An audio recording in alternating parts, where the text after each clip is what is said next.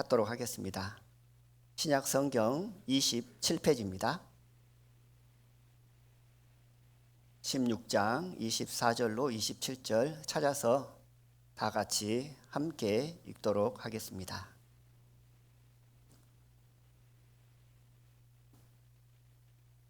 이에 예수께서 제자들에게 이르시되 아무든지 나를 따라 오려거든 자기를 부인하고 자기 십자가를 지고 나를 쫓을 것이니라.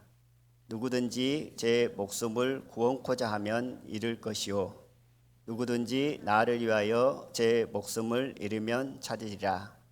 사람이 만일 온 천하를 얻고도 제 목숨을 잃으면 무엇이 유익하리요? 사람이 무엇을 주고 제 목숨을 바꾸겠느냐? 인자가 아버지의 영광으로 그 천사들과 함께 오리니 그때에 각 사람의 행한 대로 갚으리라. 아멘. 오늘 제목을 자기를 부인하라라는 내용으로 준비했습니다. 다른 성경에 보면 마태복음 10장 38절에 보면 동일한 비슷한 말씀으로 말씀하시면서 십자가를 지고 나를 쫓지 않는 자는 내게 합당치 않다라는 말씀이 있습니다. 자기를 부인하지 않고 십자가를 지지 않는 삶은 하나님 보시기에 합당치 않다라고 말씀을 하고 있고, 누가복음 9장 26절에는 날마다라는 단어가 들어있습니다. 한번 자기를 부인하고 십자가를 지고 끝나는 것이 아니라 날마다, 매일, 매 순간이라는 단어를 사용하고 있고요. 누가복음 14장 27절에는 나의 제자가 되지 못하리라 하는 말씀이 들어있습니다. 이런 말씀을 통해서 구원받은 하나님의 자녀들이 제자의 삶을 살고 또 그러한 삶을 살기를 원한다면 반드시 따라야 되는 것이 무엇이냐면 자기를 부인하고 십자가를 지는 것이다 라는 생각을 해보게 되어집니다. 저희들은 예수님의 제자입니다. 제자 아니신 분 있는가요? 저희들은 예수 그리스도의 십자가의 보혈을 믿고 구원받은 하나님의 자녀라면 누구든지 다 내가 원하든 원하지 않든 예수님의 제자입니다. 내가 내 자신을 살펴보면 제자가 맞나라고 할 때가 가끔 있습니다. 열심히 살 때는 좀 제자인 것 같고요. 또 그렇지 못할 때는 내가 제자가 맞나? 라고 의문을 품고 생각하기도 합니다. 내가 어떻게 살든 내 삶과 상관없이 성경은, 하나님의 말씀은 저희들을 제자라고 말씀을 하고 있습니다. 그런데 모두가 다 제자이지만 제자의 길을 걷고 있느냐라는 질문을 하게 되어지면 각자 자신의 삶을 돌아볼 필요가 있다. 모든 사람이 예수 그리스도의 보혈로 말미암아 하나님의 자녀가 된 사람은 그리스도의 제자입니다.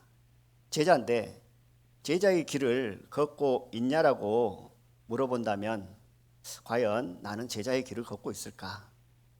그렇다면 제자의 길을 걷고 있다는 증거가 무엇일까?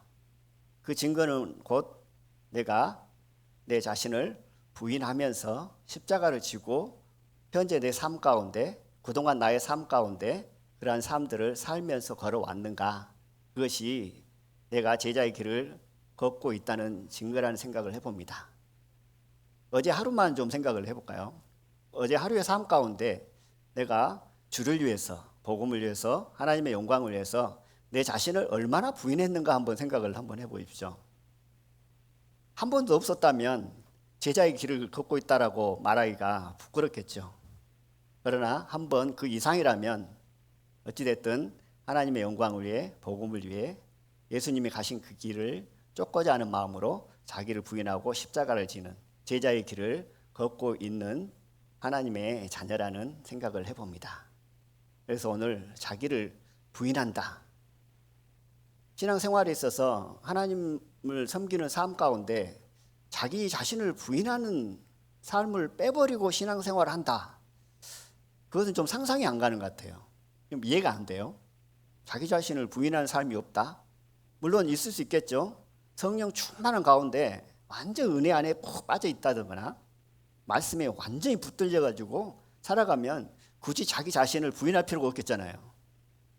모든 것이 하나님의 뜻을 따라 순종하고 영광을 위해서 드려지는 삶, 내가 힘쓰고 애쓰는 것이 아니라 자연스럽게 내 삶을 통해서 흘러나오는 그 삶이 하나님의 영광이고 하나님의 기쁨이라면 굳이 자기 자신을 부인할 필요가 없습니다. 그런데 구원받고 난 이후에 계속 주님으로 말미암아 충만한 가운데 살지만은 않잖아요. 때로는 십자가를 지고 내 자신을 부인할 때가 매 순간순간 있다라는 사실입니다. 신앙생활을 잘하는 것은, 하나님을 잘 섬긴다라는 것은 내가 내 자신을 얼마나 부인을 잘 하고 있느냐라고 해도, 그것을 비교해도 다르지 않다라는 그런 생각을 해보게 되어집니다. 저희들은 좁은 문으로 들어왔습니다. 또 좁은 길을 걷고 있습니다. 좁은 길을 걸으면 반드시 필요한 게 뭐가 있을까요? 자기 부인이죠. 왜 자기 부인이 필요하냐면 그 길은 협착합니다. 좁습니다. 좁다라는 것은 그 삶 가운데 평안하고 안전한 삶을 기다리고 있는 건 아니잖아요. 어려움이 있고 환란이 있고 또 손해보는 일들이 있다는 사실입니다. 손해보는 일들이 있고 환란이 있고 어려움이 있을 때 반드시 필요한 게 뭐냐면 자기 부인이다. 그렇지 않으면 좁은 길, 협착한 길을 걷고 있는 삶 가운데 눈이 어디로 돌아가냐면 자꾸 넓은 길을 바라보는 거죠. 보이지 않는 영원한 것, 주님의 것을 소망하고 바라가는 그런 삶에서 떨어져 이 세상 보이는 것, 이 세상을 소망하고 바라는 삶으로 바뀌어버린다는 겁니다. 또 그러한 삶이 눈에 보일 때, 세상의 것이 내 마음에 들어오려고 할 때 필요한 것이 뭐냐면 자기 부인입니다. 자기 부인을 하지 않으면 결국 그 순간 넘어질 수밖에 없는 삶을 살 수밖에 없다. 찰스 스펄전은 자기 부인을 이렇게 설명을 하고 있습니다. 깊이 없는 종교는 자기 부인이 필요하지 않기 때문에 항상 유행할 것이다. 자기 부인이 없는 종교는 깊이가 없답니다. 아주 얕다라는 얘기죠. 그러나 깊이가 있는 종교일수록 자기 부인의 삶이 강하다는 그런 내용입니다. 하나 예로 들어보면 육신의 어린 아이를 한번 생각해 보겠습니다. 육신의 어린 아이, 자기 부인을 얼마나 하고 살아가는가요? 하고 싶은 대로 다 하려고 하잖아요. 그런데 장성한 사람, 성인이 되면 어떤가요? 하고 싶은 대로 다 하고 살지는 않잖아요. 하고 싶은 대로 다 하고 살면 자기 부인이 필요 없죠. 그러나 하고 싶은 대로 다 살지 않고 그 상황에 맞게끔 자기 자신을 부인하면서 살아갑니다. 그러니까 어린 아이와 장성한 자와 차이는 뭐냐면 자기 자신을 얼마나 부인할 줄 아냐, 자기 자신을 부인할 수 있는 능력이 어느 정도 되느냐에 따라서 어린 아이다라고 말할 수 있고 장성한 자라고 말씀드릴 수가 있다 생각 들어집니다. 육신의 어린 아이와 장성한 자가 그렇듯이 영적인 어린 아이와 영적인 장성한 자의 모습을 봐도 동일하다는 생각이 들어집니다. 자기 부인을 얼마나 하느냐. 그래서 처음에 시작드릴 때 어제 자기 부인을 몇 번이나 하고 살으셨나라고 각자 생각해보자는 의미에서 말씀을 드렸습니다. 자기 부인의 삶이 적었다면 어쩌면 내 영적 삶이 어린아이의 삶의 모습일 수도 있다. 그러나 내가 내 자신을 부인하고 십자가의 길을 쫓기를 원하는 마음으로 살아가는 그 마음이 내 마음 가운데 풍성이 있고 많이 있다면 어쩌면 그 삶은 장성한 자의 삶의 모습이지 않는가라는 그런 생각을 해봅니다. 자기 부인을 어떤 사람은 또 이렇게 표현했습니다. 그리스도인의 위대한 의무다라고 선포를 해놨더라고요. 자기 부인하는 삶, 자기를 부인하는 삶을 그리스도인으로서 그리스도인으로서 마땅히 해야 할 일이다. 그리스도인이라면 누구나 자기 부인을 하고 살아야 한다라는 의미로 설명을 하고 있는 것을 보게 되어집니다. 또 어떤 내용에서는 또 이렇게 설명을 했습니다. 그리스도를 쫓는 자들이 취해야 하는 경건한 삶의 태도이다. 자기 부인은 그리스도인들이 구원받은 하나님의 자녀들이 마땅히 취해야 할 경건한 삶의 태도라고 합니다. 자기 부인이 없는 가운데 막 살아가면 어떨까요? 경건한 삶이 이루어질까요? 아마 이러한 삶은 가면 갈수록 경건한 삶으로 가는 것보다도 자기 부인이 없는 삶은 점점 세속화될 수밖에 없는 삶으로 가게 되어진다라는 생각을 해봅니다. 지금 세 구절의 말씀을 찾아서 읽으려고 합니다. 세 구절을 읽으려고 하는데요. 그 세 구절의 공통점을 한번 찾아봤으면 좋겠습니다. 먼저 갈라디아서 2장 20절을 찾도록 하겠습니다. 세 구절 다 우리가 거의 다 암송하고 있는 내용인데요. 그 말씀 안에 공통점이 무엇인지 생각하면서 읽었으면 합니다. 갈라디아서 2장 20절입니다.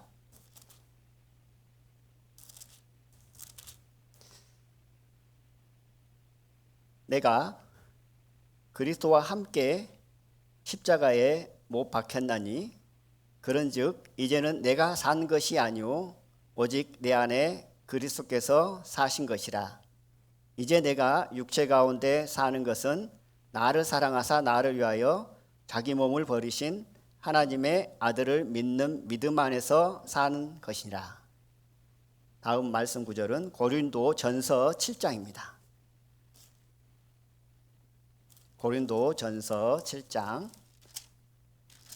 10절입니다. 신약성경 270페이지 10절만 제가 읽도록 하겠습니다. 혼인한 자들에게 내가 명하노니 명하는 자는 내가 아니요 주시라. 여자는 남편에게서 갈리지 말고. 다음 말씀 구절은 고린도 전서 15장 10절입니다. 좀 뒤로 넘겨서요.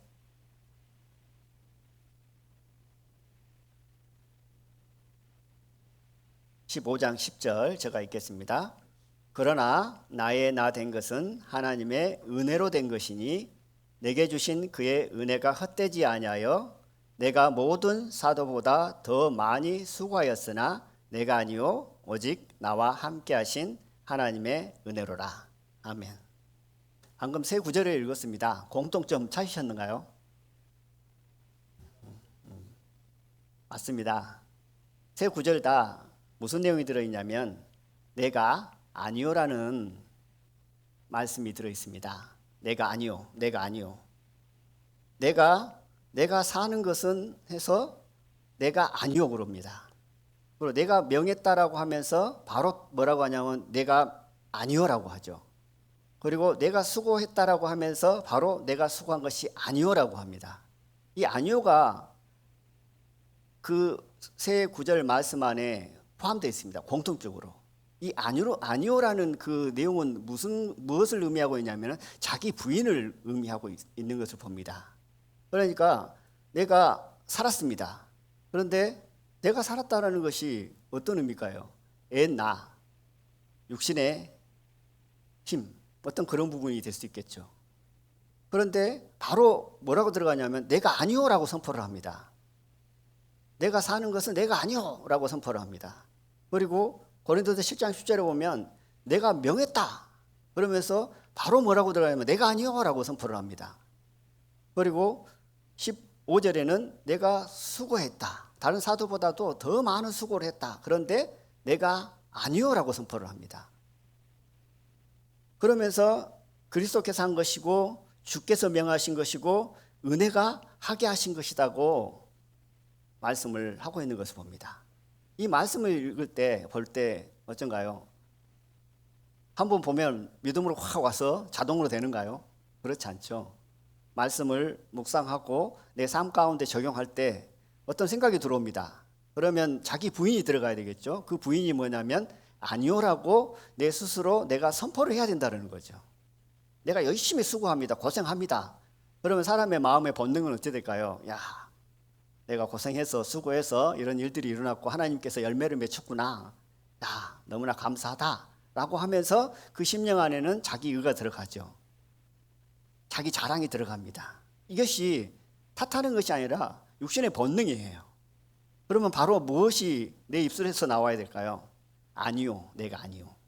내가 아니요, 하나님의 은혜로라라고 내 마음 가운데 선포되어졌을 때 그 마음이 교만하지 않고 은혜 안에서 항상 낮아지고 겸손한 심령으로 하나님을 섬길 수 있다는 사실입니다. 여기서 자기 부인, 내가 아니요라는 스스로의 자기 부인이 없는 상태에서 계속 신앙생활을 하면 어찌 될까요? 사단이 교묘한 방법으로 여러 가지 계계로 육신의 마음을 확 띄워놓습니다. 교만해지는 거죠. 교만한 것은 하나님이 가장 싫어하잖아요. 우리가 은혜 안에서 은혜의 힘으로 살아가는데 교만한 자에게는 하나님께서 은혜를 주시지 않잖아요. 겸손하시고 낮아진 자에게 하나님의 은혜를 더해 주시잖아요. 그렇기 때문에 사탄은 어떻게 되든지 구원받은 하나님의 자녀들이 교만하게 만드는 거예요. 교만하게 만들어서 하나님의 은혜를 더 이상 받지 못하도록, 하나님과 멀어지도록 만든다라는 거죠.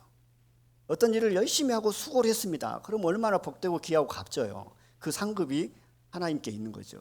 근데 그 마음이 교만해져 버리면 결국 그 일이 나에게 얼마나 유익이 됐을까요? 이럴 때 자기 부인이 들어가지 않으면 결국 그 일들을 해놓고도 어떻게 될까요? 마음이 교만해지죠.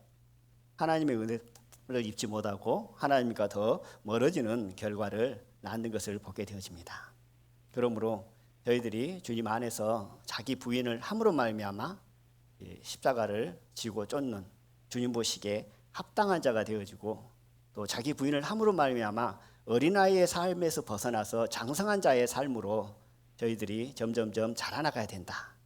그리고 이 십자가의 부인은, 자기 부인은 아니요 매 순간순간 선포하는 것은 결국 특별한 사람이 하는 것이 아니고 구원받은 하나님의 자녀라면 누구든지 마땅히 해야 되는 삶의 모습이다. 또 자기 부인이 얻게 되어지면 점점 어디로 간다고요?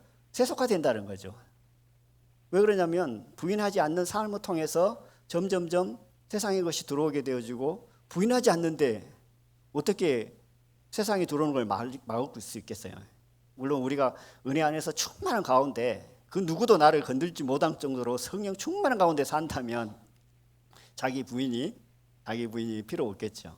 그런데 성령 충만한 삶을 살다가도 마음이 식는 이유의 대부분이 뭐냐면 자기 부인을 하지 않음으로 말미암아 은혜 충만, 성령 충만하는 삶을 살다가도 어느새 나도 모르게 그 충만함이 식어버린다는 거죠. 그런데 대부분 자기 부인이 이루어지지 않기 때문에 결국은 충만했던 마음이 식어서 냉랭한 차가운 마음으로 변할 수밖에 없다라는 생각을 해보게 되어집니다.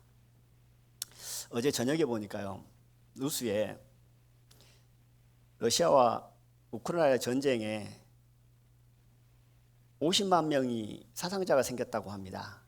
그리고 이스라엘과 하마스 그 전쟁을 통해서 가자 지구의 주택의 70%가 붕괴되거나 손상을 입었대요. 그 뉴스를 보면 어떤 마음이 든가요?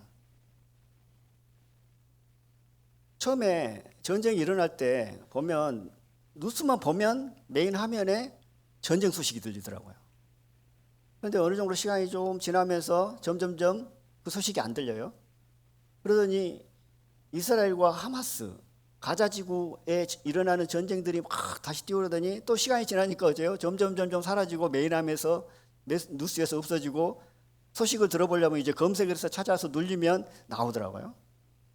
근데 처음에 전쟁을 할 때 마음이 어쩌던가요? 들을 때 큰일 났다. 또 어떨 때 더 마음이 아프냐면 그 전쟁을 통해서 어린 아이가 죽었다라는 소식을 들을 때 마음이 더 아프죠. 그런데 그 얘기도, 그 내용도, 그 뉴스도 점점점 듣다 보면 마음이 어찌 되던가요? 점점점 무뎌집니다. 왜 그럴까요? 왜 무뎌질까요? 만약에 나의 일이라면, 내 자녀라면 그 마음이 쉽게 그렇게 무너질까요? 내 나라에서 전쟁이 일어났다면 매 순간순간마다 기억날 것입니다. 그런데 먼 나라입니다. 전혀 상관이 없는 나라예요. 어떤 의미로 보면. 뭐 경제적인 문제에서는 어떤 영향을 미치려는 건 모르겠지만 물질적인, 직접적인 목숨에 위협을 받지는 않습니다. 그 이유가 뭐냐면 내 자신과 아무런 관계가 없기 때문에 저 먼 나라에서 전쟁이 일어나도 나는 마음이 편안합니다. 그런데 나와 관계가 있기 시작하면 어찌될까 마음이 편할까요? 잠을 이룰 수 없게 되어지죠. 어떤 사람은 부모의 자식의 죽음을 통해서 고통스러워합니다. 그러면 저희들이 병문안 이제 가죠. 조문을 가죠. 그러면 마음이 아프고 죽음에 대해서 우리가 생각을 하게 되어집니다.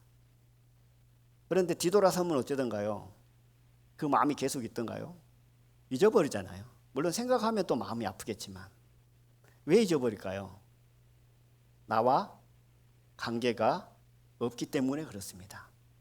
왜 이 말씀을 드리냐면 자기 부인의 뜻이 이겁니다. 자기 부인이란 뭐냐?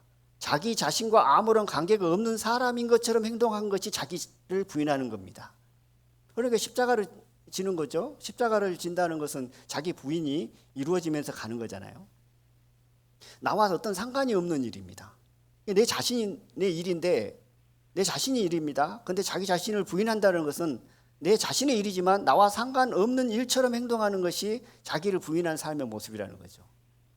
마치 먼 나라에서 전쟁이 일어날 때 순간 잠깐은 마음이 아프지만 뒤돌아서면 나와 아무런 상관없는 일처럼 나의 어떤 큰 일이 일어났다 할지라도 어떤 고난과 어떤 어려움이 왔다 할지라도 내 마음 안에서 자기 부인을 한다는 것은 그 일은 나와 상관없는 일이야 라고 마음을 먹는 그 순간 그것이 곧 자기를 부인하는 삶의 모습이라는 거죠.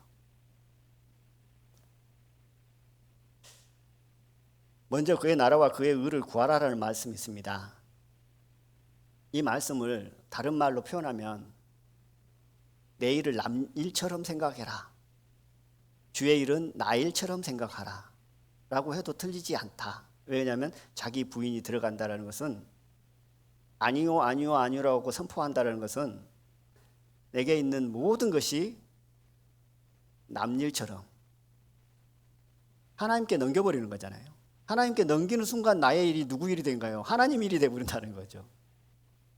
이것이 자기를 부인하는 삶의 올바른 태도다라고 설명을 하고 있는 것을 봅니다.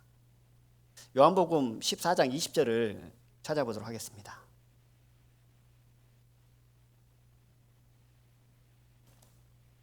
요한복음 14장 20절입니다.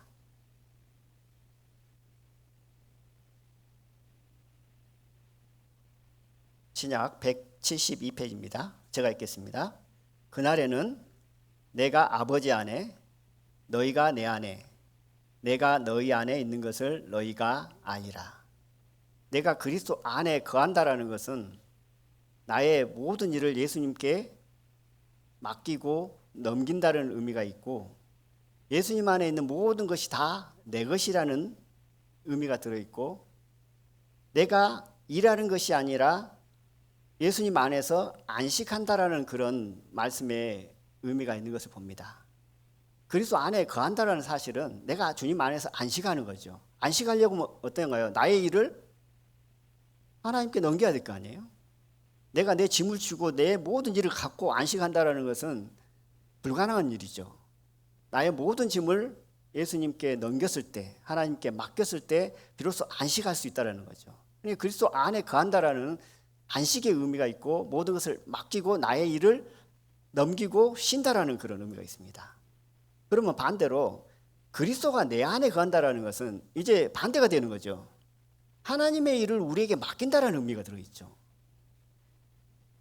하나님의 일을 우리에게 맡기고 내게 있는 모든 것이 누구 거냐면 예수님이 되는 겁니다. 그러니까 내게 있는 모든 것이 예수님의 것이 됐다면 나에게 있는 모든 짐 또한 예수님이 진다라는 거죠. 책임진다라는 거죠. 그러므로 그리스도께서 예수님께서 내 안에 거한다라는 것은 나를 주인 삼으셔서 나를 통해서 하나님의 일을 하겠다라는 거잖아요. 빌립보서 2장 13절에 보면 너희 안에서 행하시는 이는 하나님이시니 자기의 기쁘신 뜻을 위하여 저희로 소원을 두고 행하게 하시니라 했습니다. 우리 안에서 행하신 이는 예수입니다. 그리스도입니다. 그런데 우리 안에서 무엇을 하냐면 소원을 두고 행하게 하신다는 거죠. 우리가 그리스도 안에 있다는 것은 우리의 일을 주님께 맡기는 것이고 그리스도께서 내 안에 있다는 것은 하나님의 일을 우리에게 맡기는 것입니다.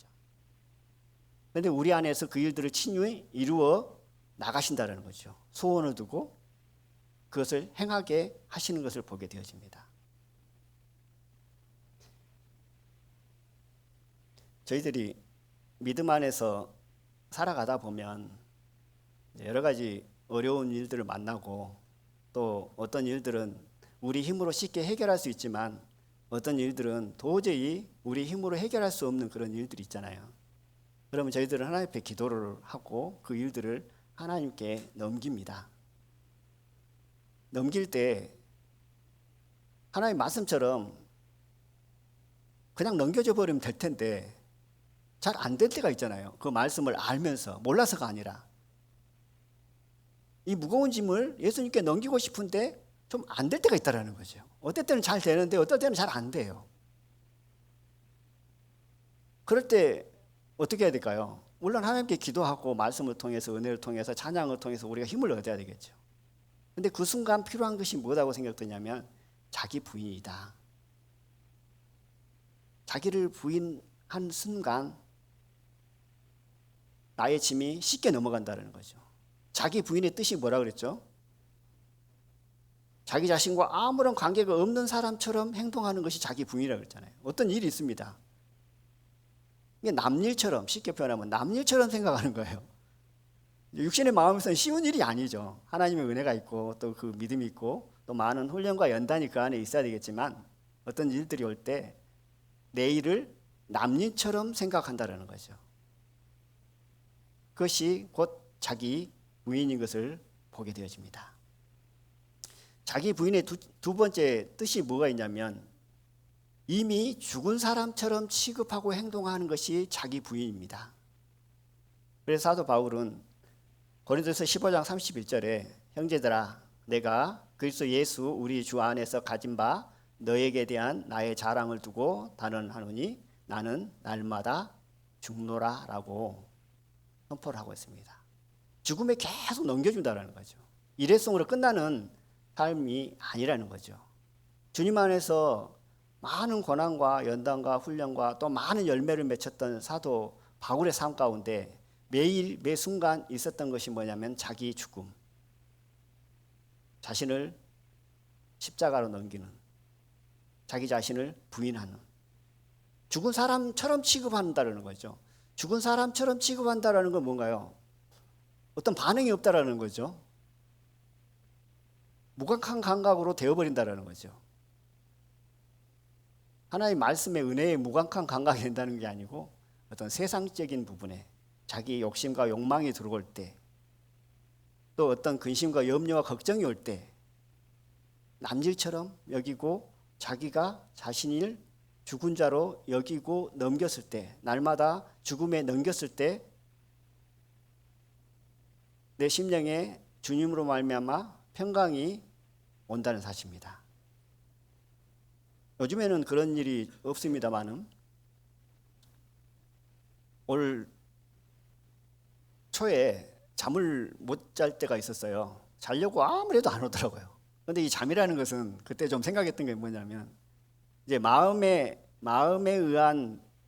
의해서 잠을 못 이루는 경우가 있고 육신에 마음과 상관없이 심령과 상관없이 육신의 어떤 그 피곤함이나 또는 육신의 아픔이나 병을 통해서 잠을 못 이루는 경우가 있더라고요.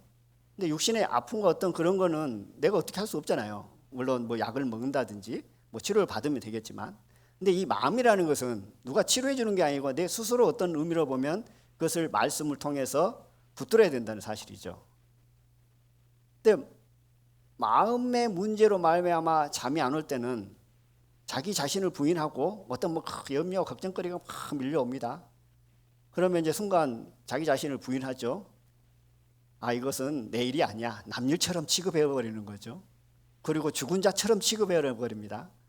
그러면 어떤 때는 그것이 해결이 되어지고 깊은 잠을 이루는 것들을 보게 되어집니다. 그런데 이럴 때 잠 못 이루는 밤을 지내고 있을 때, 물론 그것이 육신의 어떤 아픔을 통해서 오는 것은 해결되지 않지만 마음의 문제로 말미암아 일어난 거라면 자기 부인을 통해서, 하나님의 기도를 통해서, 은혜를 통해서 해결할 수 있음을 보게 되어집니다.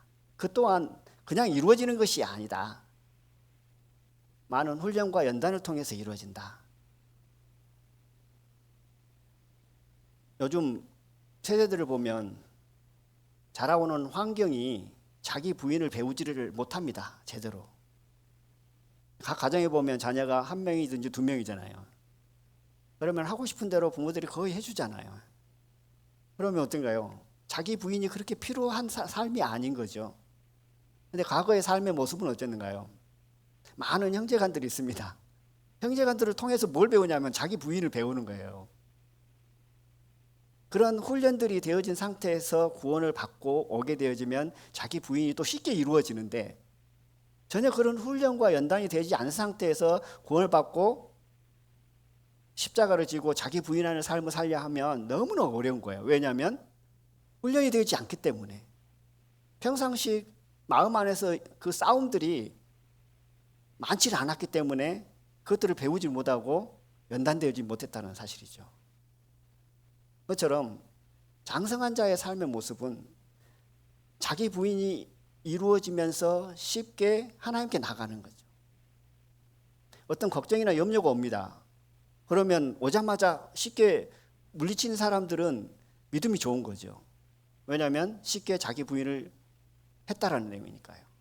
그러나 어떤 염려와 근심과 걱정이 오면 하루 가고 이틀이 가고 그 일이 해결될 때까지 그 마음에 근심과 염려가 있다는 것은 결국 하나님께 맡기지 못했고 자기 자신을 부인하지 못한 삶의 결과인 것을 보게 되어집니다. 자기 부인은 죽은 자처럼 취급하는 겁니다. 그래서 요한복음 12장 24절에 보면 내가 진실로 진실로 너희에게 이르노니 한 알의 밀이 땅에 떨어져 죽지 아니하면 한 알 그대로 있고 죽으면 많은 열매를 맺느니라. 고린도후서 4장 10절 11절을 보면요, 우리가 항상 예수 죽인 것을 몸에 짊어짐은 예수의 생명도 우리 몸에 나타나게 하려 함이라. 우리 산자가 항상 예수를 위하여 죽음에 넘기움은 예수의 생명이 또한 우리 죽을 육체에 나타나게 하려 함이라. 예수의 죽인 것을 몸에 짊어진다고 합니다. 이 말씀 안에는 뭐가 있냐면 일회성을 의미하고 있는 건 아니고요, 연속, 지속성을 말씀하고 있습니다. 매 순간순간마다 사도 바울이 날마다 죽노라고 선포했던 것처럼 구원받은 하나님의 자녀들은 매 순간순간마다 예수의 죽인 것을 몸에 짊어진다. 지속적인 어떤 삶의 모습을 말씀하고 있는 것을 봅니다. 그런데 자칫 잘못하면 이것이 일회성으로 한번 믿으면 끝나는 삶의 모습으로 여겨서 자기를 부인하는 삶에서 자기를 돌아보지 않으면 결국은 넘어질 수밖에 없는, 충만했던 마음도 금방 식어져 버릴 수밖에 없는 삶을 살 수밖에 없다라는 생각을 해봅니다. 한참 시간이 된 내용인데요, 저 기억으로 한 10년 정도 된 것 같습니다. 한 형제님이 어느 날 저에게 전화가 왔습니다. 전화가 와가지고 차량 운행을 좀 도와주겠다라는 거예요. 너무 감사하더라고요. 그런데 이제 이미 정해져 있기 때문에 제가 그랬습니다. 혹 이제 차 운행하실 분이 없으면 그때 제가 전화를 드리겠습니다. 그러면 그때 해 주시기 이제 원합니다라고, 계속 하는 것이 아니고 이제 혹시 제가 뭔 일이 생기든지 또 봉사하기로 했던 분이 갑자기 일이 생기면 대타로 그랬습니다. 제가 부탁한 것이 아니고 자원하는 마음이었어요. 너무 감사가 되더라고요. 그래서 이제 시간이 좀 흘렀는데 마치 이제 차 운행을 하기로 하신 분이 시간이 안 돼가지고 피치 못할 사정으로 할 수 없어서 이제 그 형제님에게 전화를 드렸습니다. 그랬더니 정말 감사함으로 기쁨으로 알겠다고 하면서 봉사를 했습니다. 근데 지금 우리 여수생명교회에 나오지 않고 있는 분이니까 제가 말씀드리는 겁니다. 그래서 이제 한 달이나 흘렀을까요? 한 달이나 지났는데 또 그런 일이 일어난 거예요. 그래서 전화를 다시 또 드렸습니다. 이만저만 해가지고 한 번 더 부탁드립니다. 그랬더니 처음에 통화한 목소리와 두 번째 목소리가 완전히 바뀌어 있는 겁니다. 처음에는 너무 기쁨으로 아멘 우면서 했던 그 목소리가 어느덧 이제 짜증 섞인 말투가 흘러나오면서 굳이 내가 해야 되나 하는 그런 내용의 응답이 들려왔습니다. 근데 그때 이제 그날 했는지 안 했는지 기억은 잘 안 나요. 근데 왜 이 간증을 드리냐면 이때 필요한 게 뭘까요? 처음에 누가 시키지 않은데 자원한 마음으로 감동 읽고 내가 도와주리, 봉사하리, 수고하리, 이것이 은혜 안에서 얼마나 값지고 귀한 일이냐라는 마음으로 자원해서 나왔습니다. 그런데 한 달 정도 흐르니까 그 마음이 그대로 가나요? 그대로 간다 그러면 얼마나 좋겠어요. 그대로 간다 그러면 한 번 먹었던 마음이 그대로 간다면 우리 여수교회뿐만 아니고 모든 교회들이 아마 충만해가지고 성도들이 차고 넘칠 겁니다. 그런데 그 마음이라는 것이 왔다가도 어느덧 식어버린다는 거죠. 그러면 그 주님 안에서 한 약속이죠. 뭐 공개적으로 한 약속은 아니지만 둘이 개인적으로 한 약속이지만 어떤가요? 처음에 충만한 마음으로 기쁜 마음으로 힘이 있을 때는 아멘하고 했는데 그 힘이 쭉 빠져버리니까 이제 어떻게 해요? 하기 싫은 거죠. 그 마음이 하기 싫은 마음이 들어오는 건 당연한 거예요. 왜냐하면 은혜와 힘이 없기 때문에. 우리가 우리 힘으로 하는 거 아니잖아요. 하나님께서 주신 그 은혜와 사랑의 힘으로 우리가 수고하고 봉사하는 거잖아요. 그렇기 때문에 그 은혜와 사랑이 빠져버리면 하고 싶은 마음이 없는 거예요. 이럴 때 필요한 게 뭘까요? 이럴 때 필요한 것이 바로 자기 부인이라는 겁니다. 자기를 부인하지 않으면 그 순간 다시 일어설 수가 없다라는 겁니다. 자기를 부인하고 나갔을 때 그 일을 통해서 하나님께서 다시 회복해 하신다는 겁니다. 그러므로 우리가 주님 안에서 하나님을 섬기는 삶 가운데 자기를 부인하는 삶이 얼마나 귀하고 값지냐는 겁니다. 많은 사람들이 많은 일들을 주님의 일들을 시작하고 또 그 일들을 회복해서 위해서 또 기쁨과 감사함으로 나오지만 나온 만큼 어떤 거예요? 다시 또 내려놓는 일들이 생긴다는 거죠. 왜 내려놓냐면 대부분 물론 여러 가지 형편과 사정이 있어서 내려놓은 경우도 있습니다만은 대부분 힘이 빠지니까. 그런데 장성한 자는 어린아이의 믿음을 버린 자는 그때 자기 자신을 부인하고 하나님 앞에 나온다는 사실입니다. 마치 이미 자기 자신이 죽은 사람처럼 취급해 버린다는 사실이죠. 자기 자신을 부인하지 않으면 하기 싫은 이 마음을 어떻게 이길까요? 그러잖아요. 자기 부인을 통해서 이루어진다는 거죠. 우리가 너무나 잘 알고 있는 에스더 4장 16절 제가 한번 읽어보겠습니다. 찾지 마십시오. 당신은 가서 수산에 있는 유다인을 다 모으러 나를 위하여 금식하되 밤낮 3일을 먹지도 말고 마시고 마소서. 나도 나의 시녀로 더불어 이렇게 금식한 후에 규례를 어기고 왕에게 나아가리니 죽으면 죽으리라. 자신의 백성을 구원하기 위해서 왕 앞에 나가야 됩니다. 그런데 왕이 부를 때 나가지 않으면 죽을 수 있잖아요. 그런데 왕 앞에 나가야 됩니다. 그런데 그 마음 안에 죽으면 죽으리라는 마음이 들어오지 않으면 나갈 수 없겠잖아요. 어떻게 나갈 수 있겠어요? 죽으면 죽으리라는 마음이 없다라는 것은 죽음에 대한 그 공포, 자기 목숨을 살리고자 하는 그 욕망, 그런 것들이 강하게 있는데 죽으면 죽으리라는 마음이 그 마음에 들어왔습니다. 그래 나갔습니다. 그랬더니 하나님께서 역사하시고 일하신 것을 보게 됩니다.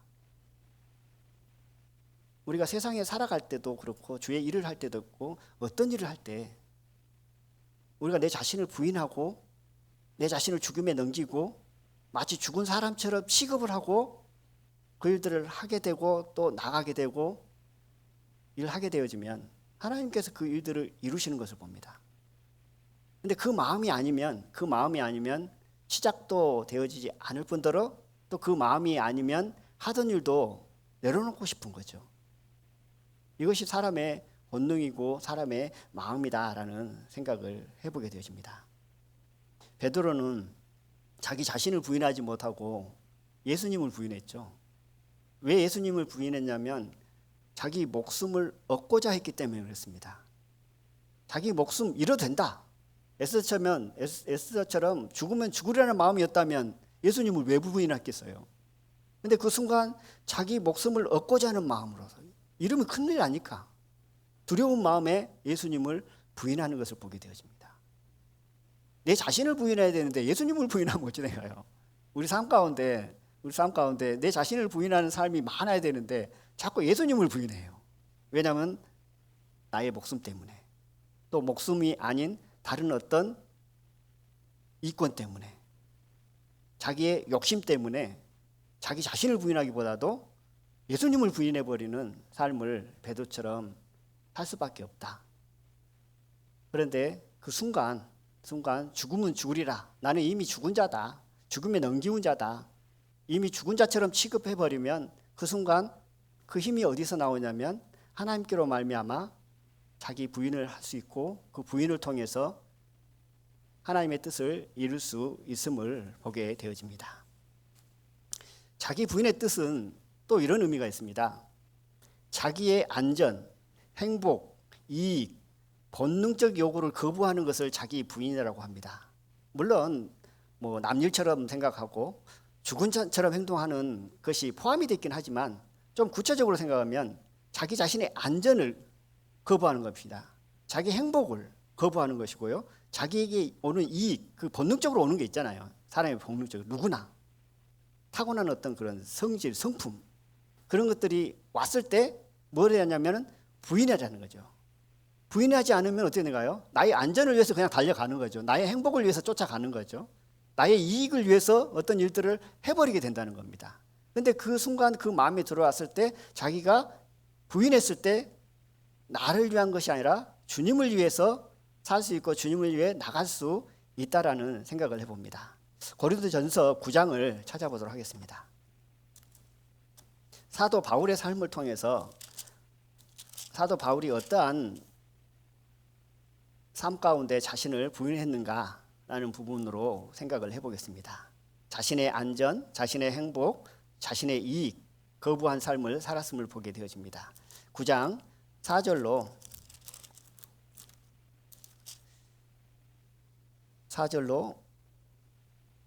6절을 읽어보겠습니다. 신약 272페이지 고린도전서 9장 4절로 6절만 읽어보겠습니다.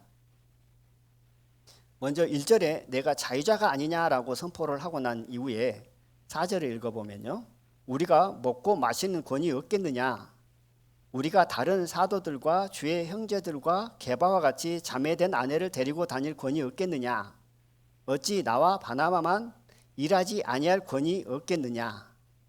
세 가지 권을 말씀을 하고 있습니다. 먹고 마시는 권.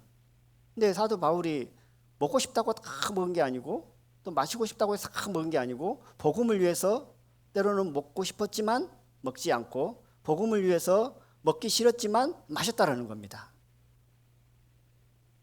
이때 필요한 것이 뭐냐면 자기 부인이라는 것은 자신의 안전, 행복, 이익, 본능을 거부한다는 거잖아요.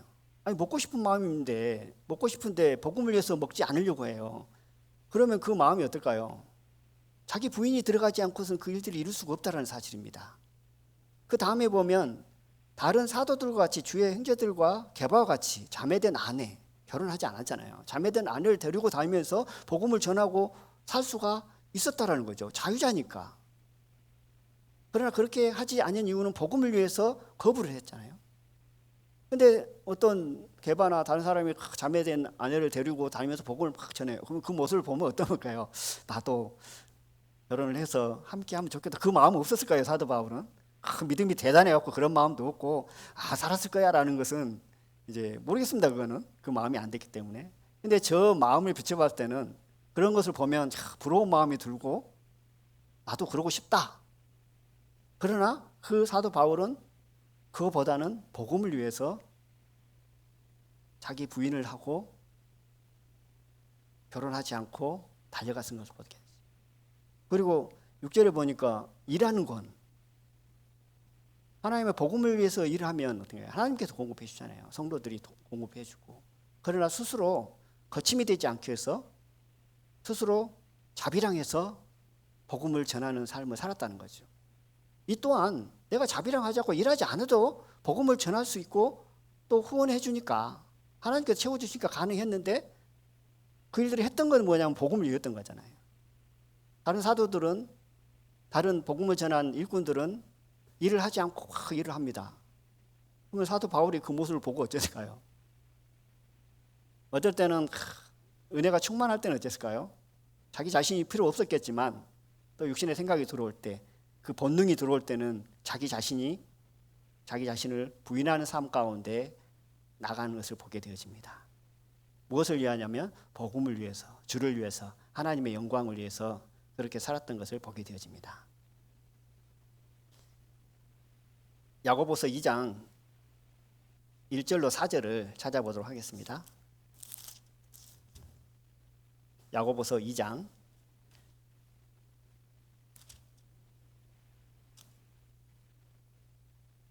1절로 4절입니다. 신약성경 372페이지입니다.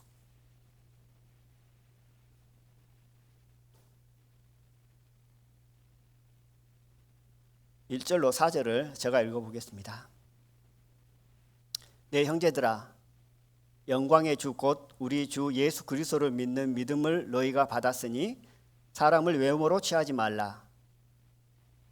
만일 너희 회당에 금가락지를 끼고 아름다운 옷을 입은 사람이 들어오고 또 더러운 옷을 입은 가난한 사람이 들어올 때에 너희가 아름다운 옷을 입은 자를 돌아보아 가로되 여기 좋은 자리에 앉으소서 하고 또 가난한 자에게 이르되 너는 거기 섰든지 내 발등상 아래 앉으라 하면 너희끼리 서로 구별하며 악한 생각으로 판단한 자가 되는 것이 아니냐.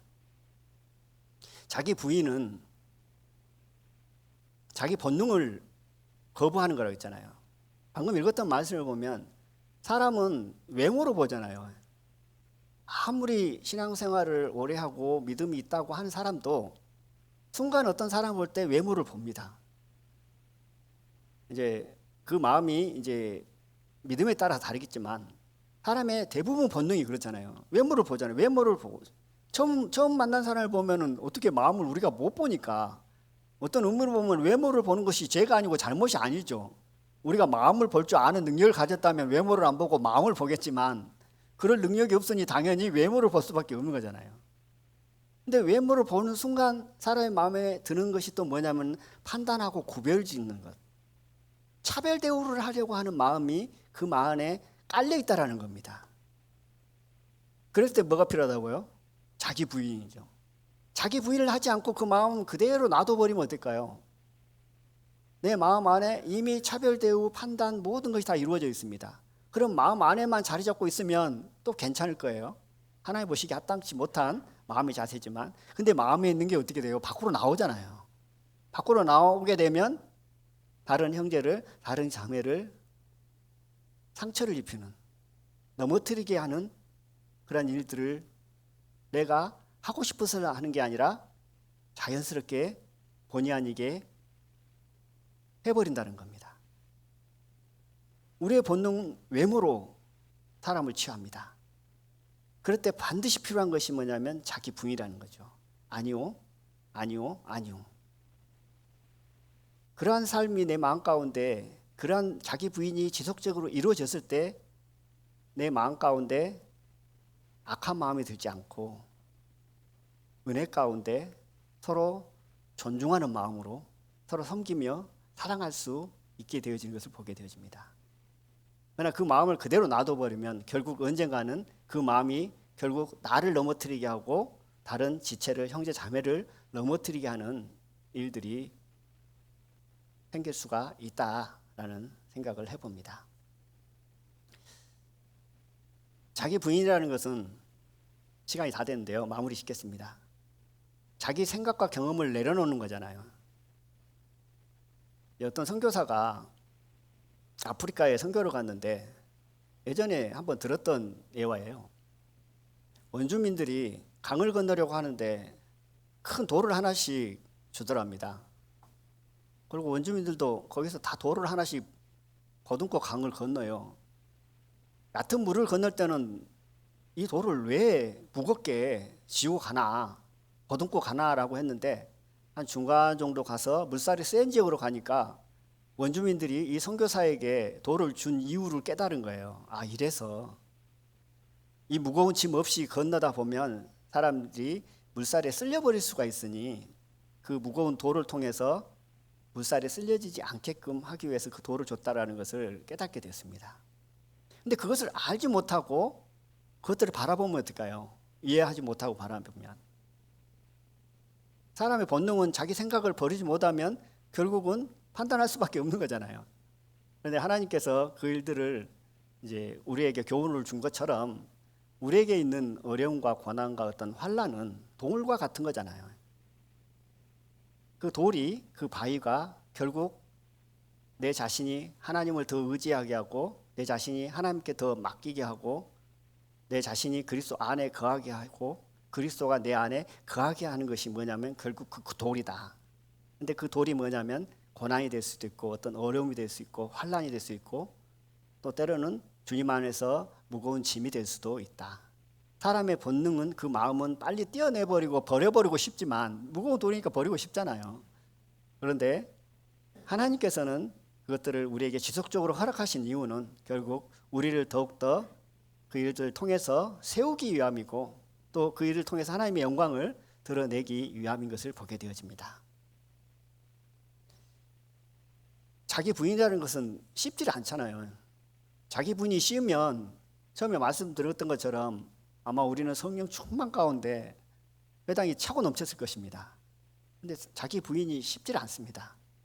그런데 자기 부인을 할 수 있는 힘은 어디서 나올까요? 자기를 부인하고 십자가를 지라고 말씀하는데 자기를 부인할 수 있는 힘은 어디서 나오냐면 결국 십자가에서 나온다는 사실입니다.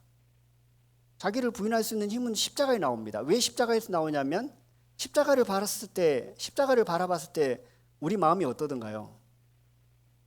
냉랭한 마음이 뜨거워진다는 겁니다. 그 십자가는 예수님의 사랑이 들어있고 십자가를 통해서 나를 구원하신 그 은혜가 들어있기 때문에 십자가를 바라보면 예수님의 고난이 들었고 그 고난을 통해서 예수님이 나를 얼마나 사랑했는지를 확인하는 십자가잖아요.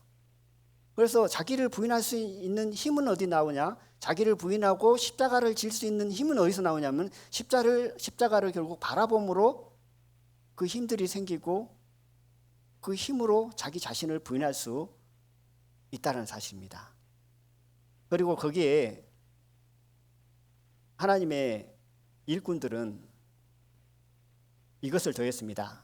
로마서 8장 18절에 보면 생각한데 현재의 고난은 장차 우리에게 나타날 영광과 좋게 비교할 수 없도다.